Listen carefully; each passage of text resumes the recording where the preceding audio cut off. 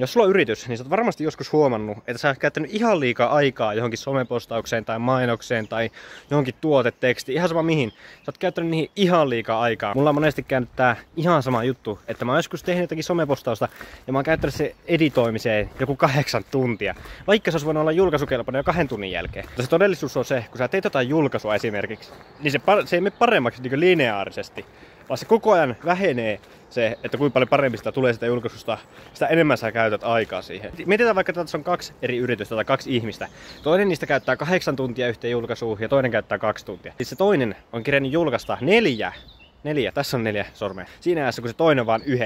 Niin ihan sama mikä tilanne se on, ihan sama kuinka paljon paremmin se yksi julkaisu olisi, niin todennäköisesti se OK julkaisu, mitä on 4, toimii paremmin ja saa parempia tuloksia kuin se ihan täydellinen julkaisu. Jos sä mietit, että voiko sä julkaista tämän, niin oikeasti kannattaa aina vaan julkaista se. Ja esim. Mainoksissa, niin sä et voi ikinä edes saa sitä mainoksesta täydellistä. Julkaiset sen mainoksen etukäteen ja sitten jälkeenpäin niitä tuloksia, analytiikkoja katsomalla sitä mainosta voi muuttaa paremmaksi. Ja jos susta tuntuu, että sulla menee ihan liikaa aikaa markkinointiin, niin sä voit aina palkata mut tekemään kaikki sun markkinoinnit sun puolesta.